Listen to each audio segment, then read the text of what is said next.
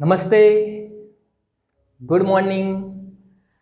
KP college की online class में सभी विद्यार्थियों का तहे दिल से हार्दिक स्वागत एवं हार्दिक अभिनंदन। मैं इतिहास अध्यापक नरेंद्र पाल सिंह बीए द्वितीय वर्ष का टॉपिक तुगलक वंश को लेकर आपके सामने उपस्थित हुआ हूँ। बहुत शानदार टॉपिक है। इस तुगलक वंश से पहले दिल्ली सल्तनत के दो वंशों के बारे में अध्ययन कर चुके हैं। पहला गुलाम वंश था और गुलाम वंश की स्थापना कुतुबुद्दीन ऐबक ने की थी। इसके बाद में दिल्ली पर नया राजवंश शासन करता है, वो है खिलजी वंश, और इस खिलजी वंश की स्थापना जलालुद्दीन खिलजी ने की थी। दिल्ली सल्तनत का जो टाइम पीरियड रहता है वो 1206 से लगाकर 1526 ईस्वी तक रहता है। 1526 में पानीपत का प्रथम युद्ध में इब्राहिम लोदी की हार हो जाने के बाद दिल्ली पर मुगलों का शासन स्थापित हो जाता है। आज जो हम तुगलक वंश के बारे में जानकारी प्राप्त करेंगे, पेड़ की शाखा पर बैठा पंछी कभी इसलिए नहीं डरता है कि डाल हिल रही है।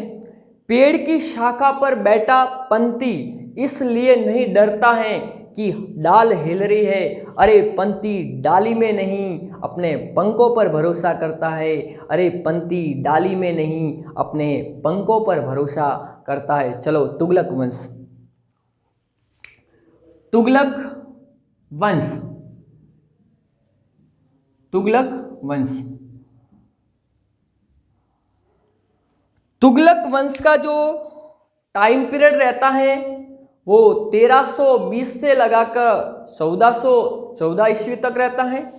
अगर इसके टाइम पीरियड की बात करें तो 1320 ईस्वी से लगाकर 1414 ईस्वी तक का जो टाइम पीरियड है वो तुगलक वंश का है। दिल्ली सल्तनत पर सबसे लंबे समय तक जिस वंश ने शासन किया वो था तुगलक वंश। सबसे लंबा जो जिसका शासन चला था, लंबा शासन, सबसे दिल्ली पर सबसे लंबा शासन किसका रहा? वो रहा था तुगलक वंश का। किसका रहा लंबा शासन दिल्ली सल्तनत पर? वो तुगलक वंश का रहा था, तुगलक वंश का। इसी तुगलक वंश के जो संस्थापक थे, उसकी स्थापना करने वाले तुगलक वंश, कई बार प्रश्न परीक्षा के अंतर्गत आता रहता है कि तुगलक वंश की स्थापना किसने की थी। तो तुगलक वंश के जो संस्थापक थे, संस्थापक या स्थापना करने वाले तुगलक वंश के जो संस्थापक थे वो थे गयासुद्दीन तुगलक। कौन थे? गयासुद्दीन। कौन थे? गयासुद्दीन तुगलक। इस गयासुद्दीन तुगलक ने तुगलक वंश की क्या की थी? स्थापना की थी। क्या संस्थापक थे? गयासुद्दीन तुगलक, जिसने तुगलक वंश की स्थापना की। तुगलक कोई जाति नहीं थी, तुगलक एक नाम था। गयासुद्दीन तुगलक एक नाम है और इसी नाम से तुगलक वंश की स्थापना हुई। गयासुद्दीन जो तुगलक है उसका जो टाइम पीरियड रहता है, समय रहता है या टाइम पीरियड रहता है, समय या शासन वो करता है तुगलक वंश के। गयासुद्दीन तुगलक का जो टाइम पीरियड रहता है वो 1320 ईस्वी से लगाकर 1325 ईस्वी तक शासन दिल्ली पर करता है गयासुद्दीन तुगलक। और उसका 5 वर्ष तक शासन रहता है। कितने वर्ष तक शासन करता है गयासुद्दीन तुगलक? 5 वर्ष तक गयासुद्दीन तुगलक का शासन रहता है। अगर हम गयासुद्दीन तुगलक के प्रारंभिक जीवन की अगर हम बात करें तो अलग अलग इतिहासकारों ने अलग अलग मतभेद है। सभी इतिहासकारों ने अलग अलग मतभेद दिए हैं। एक इतिहासकार है जिसका नाम है फरिश्ता। क्या नाम है? फरिश्ता। ये फरिश्ता के अनुसार अगर गयासुद्दीन तुगलक के प्रारंभिक जीवन के बारे में अगर हम बात करें, इसका प्रारंभिक जीवन फरिश्ता के अनुसार, तो ये फरिश्ता कहते हैं, फरिश्ता नामक इतिहासकार कहते हैं कि जो अलाउद ये गयासुद्दीन तुगलक था वो कैरोना तुर्क जाति का था। उसकी जाति कौन सी थी? गयासुद्दीन तुगलक की जो जाति थी वो थी कैरोना तुर्क। कौन सा? कैरोना तुर्क जाति का था। कैरोना का जो मतलब होता है कि हिंदू माता और तुर्क पिता से जो उत्पन्न संतान है वो कैरोना तुर्क कहलाती है। फरिश्ता के अनुसार हिंदू माता और तुर्क पिता से उत्पन्न हिंदू माता और तुर्क पिता से उत्पन्न संतान, पिता से उत्पन्न जो संतान है, संतान वो क्या कहलाती हैं? कैरोना तुर्क। गयासुद्दीन तुगलक है वो पंजाब के हिंदू जाटनी का पुत्र था। उसकी माता थी वो पंजाब की हिंदू जाटनी का वो पुत्र था। किसका पुत्र था? पंजाब के हिंदू जाटनी का गयासुद्दीन तुगलक क्या था? पुत्र था। ये फरिश्ता के अनुसार कहा गया है। एक और इतिहासकार गयासुद्दीन तुगलक के प्रारंभिक जीवन के बारे में बताते हैं कि गयासुद्दीन तुगलक खुरासन का था। कहाँ का निवासी था गयासुद्दीन तुगलक? खुरासन का रहने वाला था। कहाँ का था? खुरासन का रहने वाला था। गयासुद्दीन तुगलक खुरासन का था। अपनी आजीविका कमाने के लिए भारत में आया था और गयासुद्दीन तुगलक के 4 भाई थे। जब वो गयासुद्दीन तुगलक भारत में आजीविका कमाने के लिए आया उस समय दिल्ली पर एक सुल्तान विराजते थे जिसका नाम था अलाउद्दीन खिलजी। वे अलाउद्दीन खिलजी की सेना में नियुक्त होते हैं। गयासुद्दीन तुगलक खुरासन का रहने वाला था। ये अपने 4 भाइयों के साथ में, कितने भाई थे? 4 भाइयों के साथ में वो आजीविका कमाने के लिए कहाँ आया था?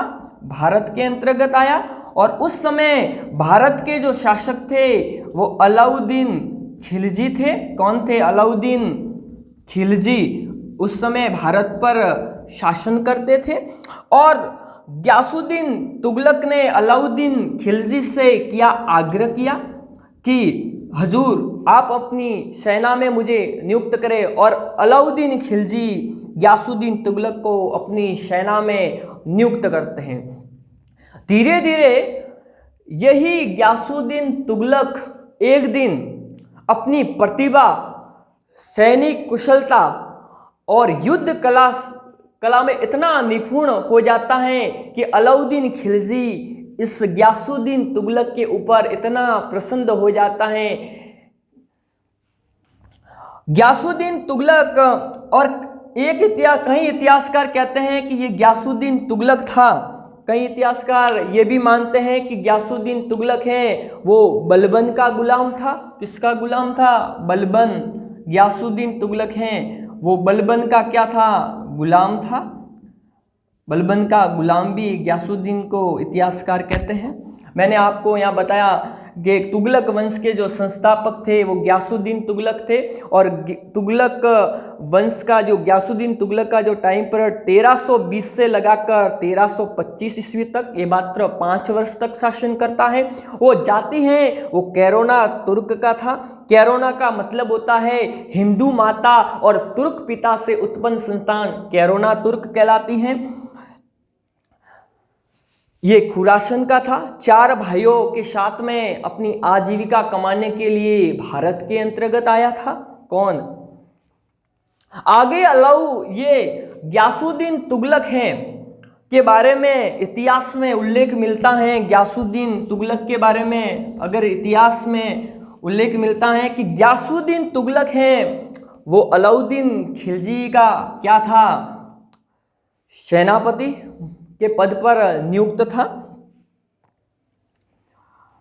ये अलाउद्दीन खिलजी गयासुद्दीन तुगलक की सैनिक प्रतिभा से इतना प्रसन्न था कि अलाउद्दीन खिलजी के समय में एक जाति लूटपाट करने का काम करती थी। अलाउद्दीन खिलजी के समय में एक जाति ने लूटपाट की जिसका नाम था मंगोल।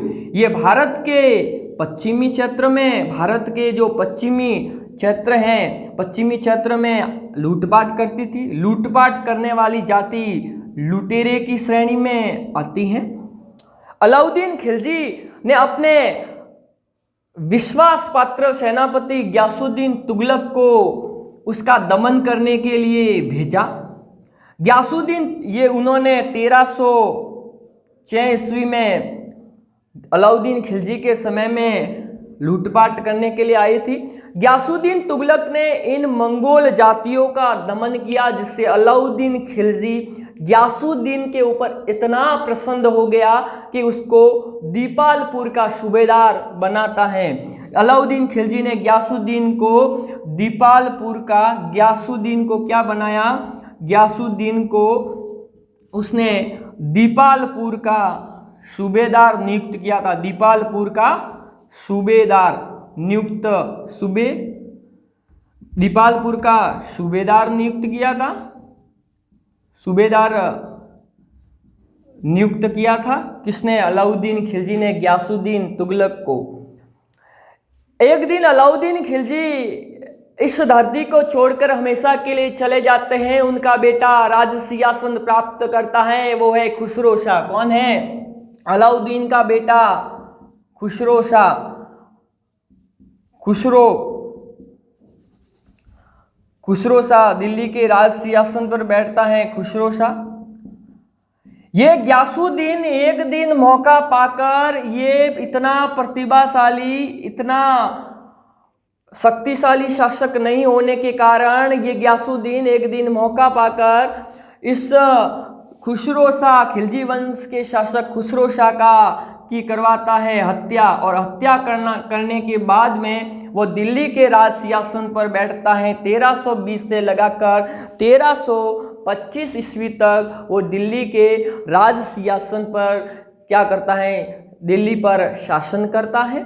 अब ग्यासुद्दीन तुगलक का दिल्ली पर शासन शुरू हो जाता है। देखो वो क्या क्या काम करता है।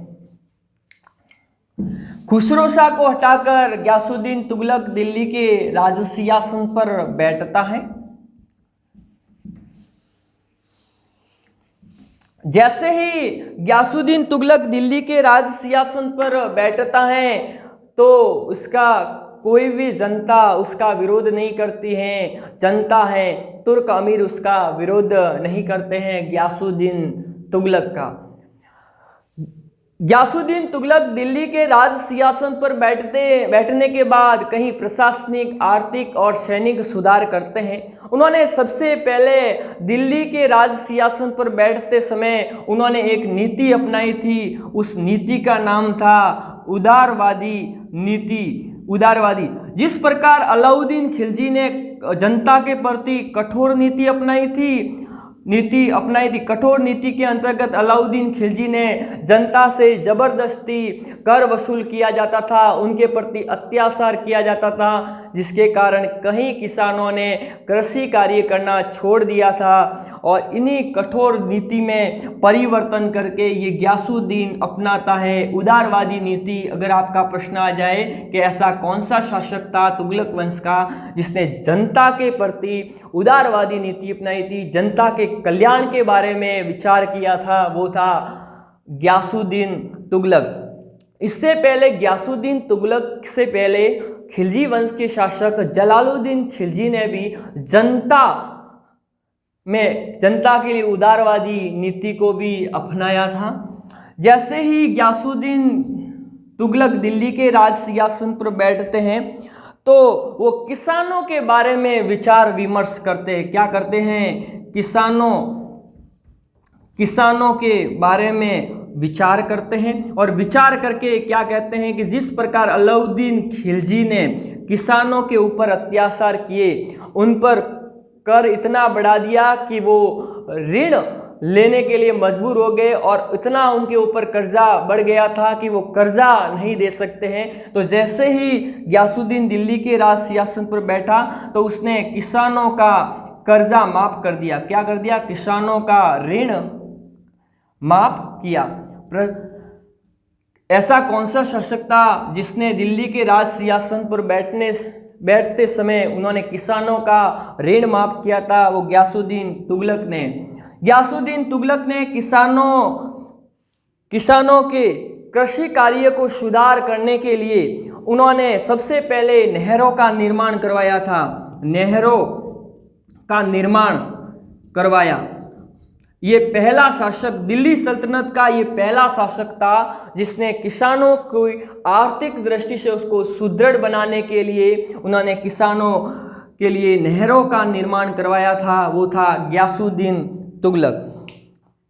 अलाउद्दीन खिलजी ने जितना अलाउद्दीन खिलजी के समय में जो जनता से जो कर लिया जाता था वो लिया जाता था, अलाउद्दीन खिलजी के समय 1/2 कर लिया जाता था, लेकिन ये गयासुद्दीन तुगलक दिल्ली के राज सिंहासन पर बैठने से बाद में किसानों से 1/3 कर लेता है। कितना लेता है किसानों, ये बहुत उदारवादी प्रवृत्ति का व्यक्ति था जिसके कारण वो किसानों से 1/3 कर लेता है। 1/3 कर के अलावा वो किसानों की आर्थिक स्थिति सुदृढ़ करने के लिए वो किसानों से यह भी जानता है कि अगर दिल्ली सल्तनत को आवश्यकता होती है या दिल्ली सल्तनत को जरूरत होती है तो एक समय में 1/11 से ज़्यादा कर नहीं बढ़ाया जाएगा। 1/11 से ज़्यादा कर है वो नहीं बढ़ाया जाएगा। अगर आपको कर बढ़ाना है तो एक समय में 1/11 कर ही बढ़ाया जाएगा। ये उन्होंने किसानों के लिए इतना। गयासुद्दीन तुगलक के समय उनकी जो डाक व्यवस्था थी वो सबसे सर्वश्रेष्ठ थी। आपका प्रश्न परीक्षा में ऐसा कौन सा सुल्तान था जिसकी डाक व्यवस्था सर्वश्रेष्ठ थी, वो था गयासुद्दीन तुगलक। उसके द्वारा अगर एक राज्य से दूसरे राज्य तक अगर संदेश भेजना है तो इतना फास्ट संदेश जाता था गयासुद्दीन तुगलक के समय में जितना अन्य सुल्तानों के समय में नहीं जाता था। इसलिए गयासुद्दीन तुगलक की डाक व्यवस्था है वो सबसे सर्वश्रेष्ठ थी। आगे अगर हम गयासुद्दीन तुगलक के बारे में बात करें तो गयासुद्दीन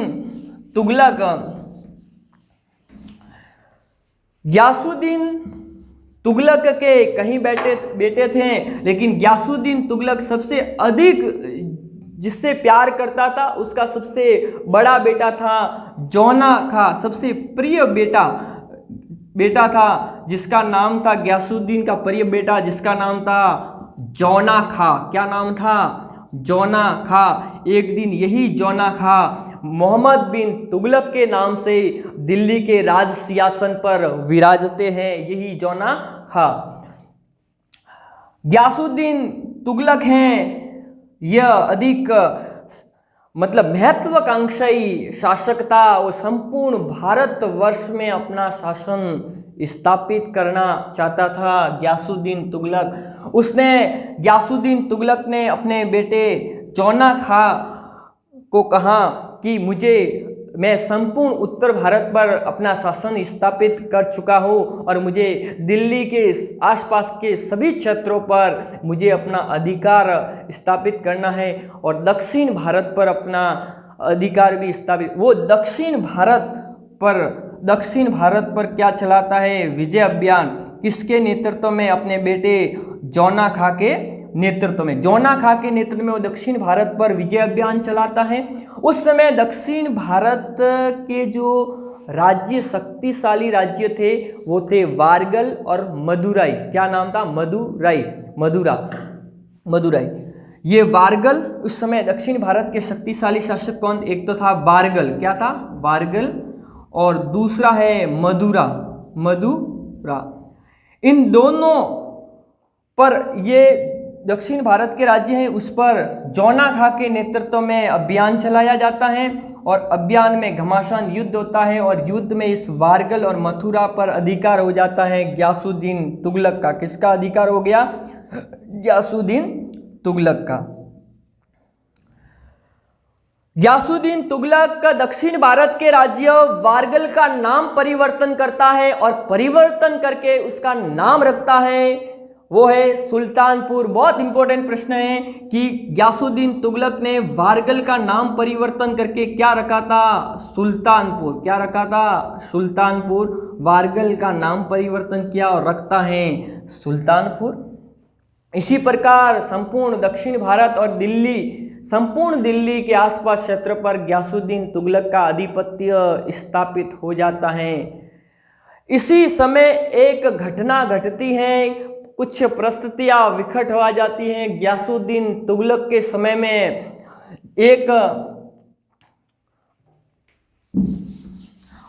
गियासुद्दीन तुगलक के समय में दिल्ली पर एक संत विराजते थे। ये गियासुद्दीन तुगलक के समय ये दिल्ली पर एक संत विराजते थे जिसका नाम सूफी संत थे। कौन थे? सूफी संत निजामुद्दीन औलिया। कौन थे? निजामुद्दीन औलिया विराजते थे। निजामुद्दीन औलिया का दिल्ली पर इतना प्रभाव था कि जनता है वो जितनी बात गियासुद्दीन तुगलक की नहीं मानती थी उतनी बात निजामुद्दीन औलिया की मानती थी। एक इतिहासकार बर्नी का कहना है, इतिहासकार ये बर्नी कहता है कि निजामुद्दीन औलिया ऐसे सूफी संत थे जिसने दिल्ली के 7 सुल्तानों का शासनकाल देखा था। दिल्ली के कितने सुल्तानों का?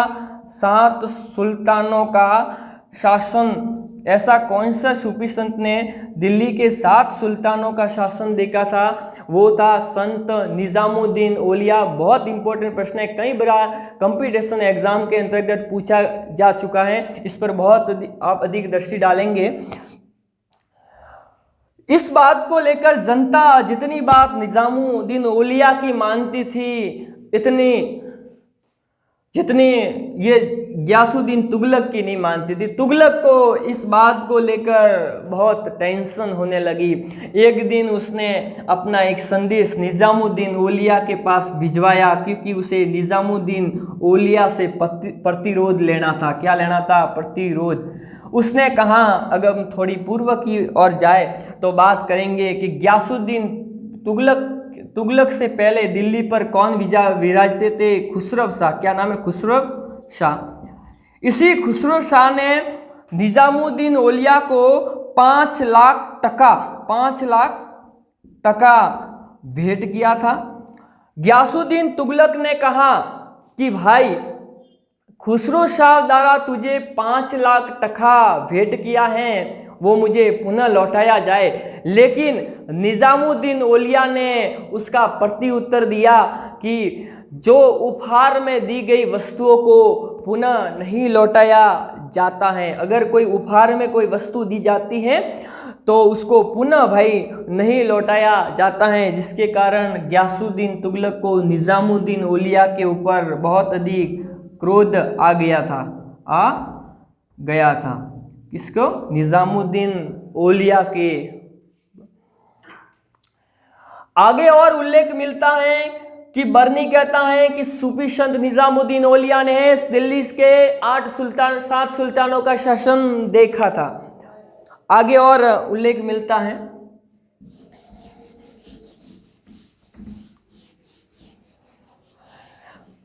उसी समय एक घटना घटती है। यहाँ बंगाल है, बंगाल में उस समय एक घटना घटती है बंगाल, और उस समय बंगाल का एक सूबेदार था जिसका नाम था बुगरा खा। क्या नाम था? बंगाल का सूबेदार बुगरा खा, ये सूबेदार था। उसने गियासुद्दीन तुगलक के विरुद्ध विद्रोह कर दिया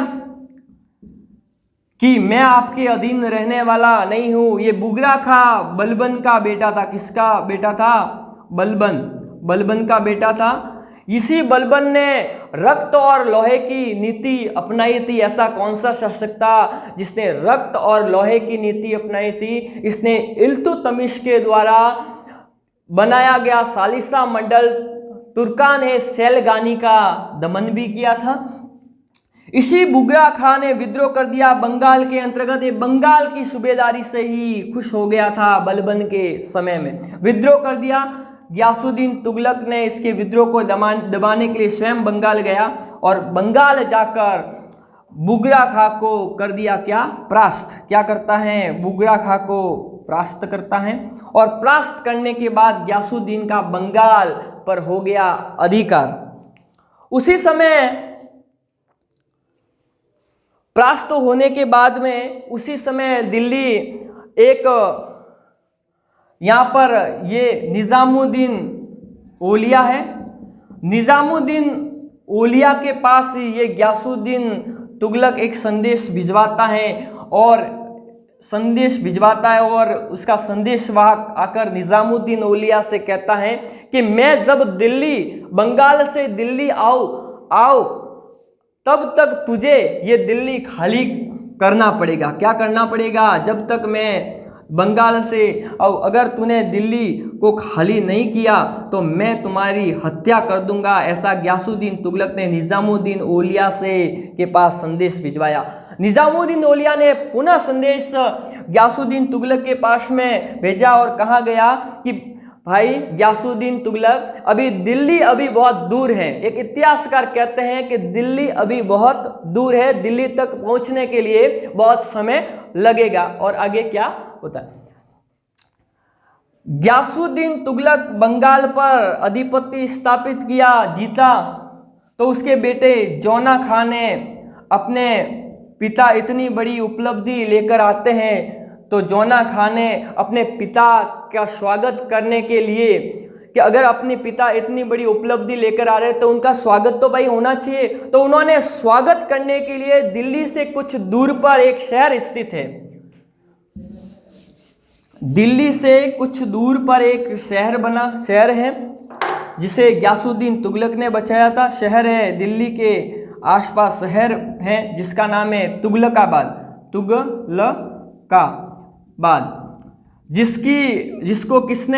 इसकी स्थापना किसने की थी, गयासुद्दीन तुगलक ने। तुगलकाबाद की स्थापना किसने की थी, दिल्ली के कुछ दूर एक तुगलकाबाद शहर है।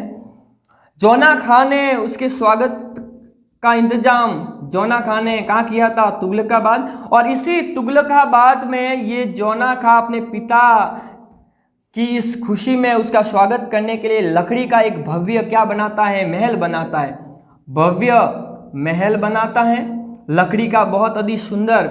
जैसे ही ये गयासुद्दीन यहाँ तुगलकाबाद पहुँचता है तो उसका बेटा जौना खां अपने पिता से कहा कि पिताजी आप युद्ध अभियान में गए थे, थक गए होंगे, इसके कारण कुछ समय के लिए इस महल के अंदर आप विश्राम करें। क्या करें, विश्राम करें। जैसे ही गयासुद्दीन तुगलक इस महल के अंदर विश्राम करता है, उसी समय हवा आने लगती है और वो महल गिर जाता है और गयासुद्दीन तुगलक हमेशा के लिए दिल्ली सल्तनत को छोड़कर चले जाते हैं, उनका मृत्यु हो जाती है तुगलकाबाद के अंतर्गत। और इसी तुगलकाबाद में गयासुद्दीन तुगलक को दफनाया जाता है। तुगलकाबाद में गयासुद्दीन तुगलक को दफनाया गया।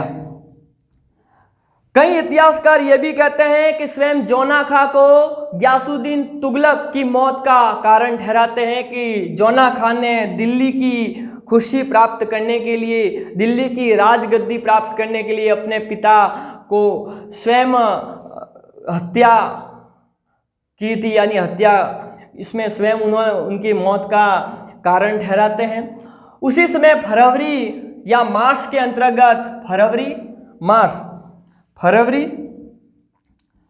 मार्च के अंतर्गत 1325 ईस्वी के आसपास दिल्ली पर जौना खां को दिल्ली के राज सिंहासन पर बिठाया जाता है। किसको, जौना खां, ये मोहम्मद बिन तुगलक के नाम से दिल्ली के राज सिंहासन पर बैठता है। कौन, जौना खां। 1325 ईस्वी तक, अब तक जितना हमने आज गयासुद्दीन तुगलक के बारे में बात की, और कल हम अगले वीडियो के अंतर्गत हम गयासुद्दीन तुगलक के बेटे मोहम्मद बिन तुगलक के बारे में बहुत इंपॉर्टेंट प्रश्न रखता है और परीक्षा में कई बार आता रहता है, उनकी योजना के बारे में पढ़ेंगे।